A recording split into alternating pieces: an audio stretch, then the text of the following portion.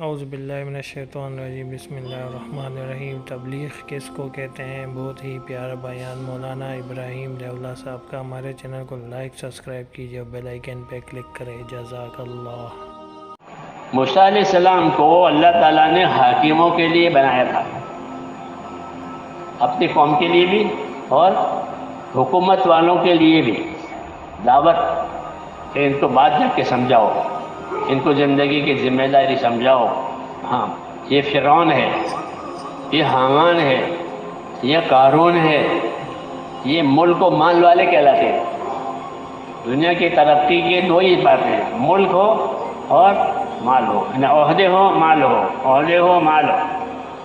یہ دو چیزیں دنیا کی ترقی کی سب سے بڑی چیز ہے کہ مال مل گیا، عہدے مل گئے تو آدمی اس کو آخری ترقی سمجھتا ہے۔ موسیٰ علیہ السلام کے زمانے میں یہ دونوں تھے، مال والا بھی تھا اور عہدے والا بھی تھا۔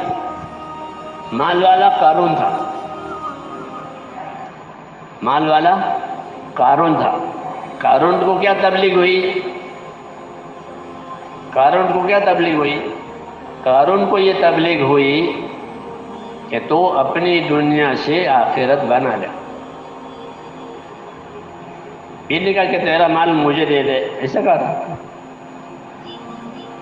کہ نبی ایسا نہیں کہہ سکتا کہ تیری چیز مجھے دے دے۔ حاکم تو کہے گا کہ تیرا ہے وہ ہمارا ہے، تاجر بھی دوسروں سے اپنا مال کمانا، یہ نبی نہیں کہے گا۔ نبی زندگی کی ذمہ داری سمجھائے گا۔ تبلیغ کس کو کہتے ہیں؟ تبلیغ کس کو کہتے ہیں؟ چلے میں چلے جانے کو کہ نہیں، تبلیغ کہتے ہیں زندگی کی ذمہ داری سمجھ کر پورا کرنے کو، کہ میری زندگی کی کیا ذمہ داری ہے، میں جس حال میں ہوں اس حال کی کیا ذمہ داری ہے، اس کو سمجھنا، اس کو سمجھانا، یہ تبلیغ۔ تو قارون کے پاس مال تھا، موسیٰ علیہ السلام کا رشتہ دار تھا، رشتہ داری تھی، اس کے پاس مال تھا، تو اس کو مال کی لائن کی تبلیغ کی۔ کیا تبلیغ کی؟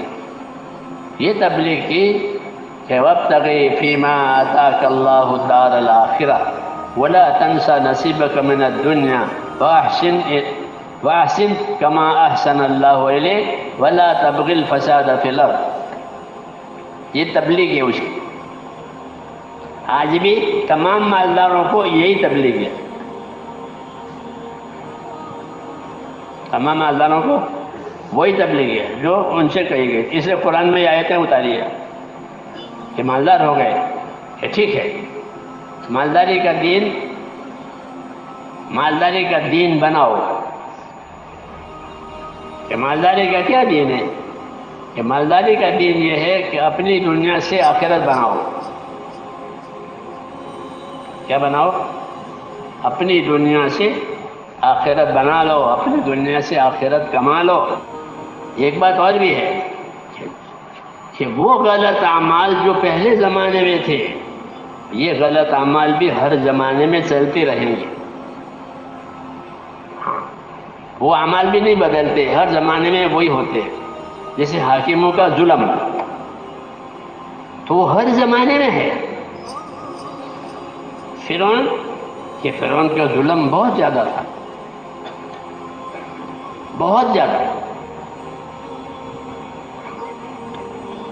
یہ پرانی بات ہے کہ ان کے اعمال ہر زمانے میں رہیں گے، غلط اعمال، کہ وہ لوگ ظلم کا راستہ لیں گے، انصاف کا راستہ، حقوق ادا کرنے کا راستہ یہ نہیں لیں گے۔ تو اللہ ان کی تبلیغ کے لیے رسول بھیجتا تھا۔ موسیٰ علیہ السلام نے جا کر اس کو بتا کہ تیرا پروردگار اللہ ہے، تو اللہ کی بات قبول کر اور اللہ کے مخلوق پر ظلم نہ کر، میں تجھے صحیح راستہ بتانے کے لیے آیا ہوں، میری بات مان۔ یہ دعوت دی اس کو، اس نے اس دعوت کو رد کیا اور قبول نہیں کیا، اور لوگوں کو یہ سمجھایا کہ یہ جادوگر ہے، یہ جادو سے ہم پر قبضہ کرنا چاہتا ہے، ہماری حکومت لینا چاہتا ہے. جو چیز ہمارے پاس ہے اس پر قبضہ کرنا چاہتا ہے. ہمیشہ یہ لوگ اسی طرح ڈرتے رہتے ہیں، اس لیے کوئی ان کی بات نہ سنے. یہ جادوگر ہیں، ان میں عقل نہیں ہے. تو میرے بھائیوں بزرگوں، اس طرح مولانا ابراہیم دیولہ صاحب کی آواز میں یہ پیاری کارگزاری سنی، جس میں انہوں نے موسیٰ علیہ السلام کے بارے میں بہت ہی پیاری باتیں کی، اور فرعون اور قارون کے بارے میں بتایا کہ وہ کس طرح سوچتے تھے اور کیا کیا باتیں کرتے تھے. تو ہمیں اپنے دین کو اختیار کرنا چاہیے اور دین کے لیے قربانی دینی چاہیے، اسی میں ہماری آخرت کی بھلائی ہے. جزاک اللہ، ماشاء اللہ.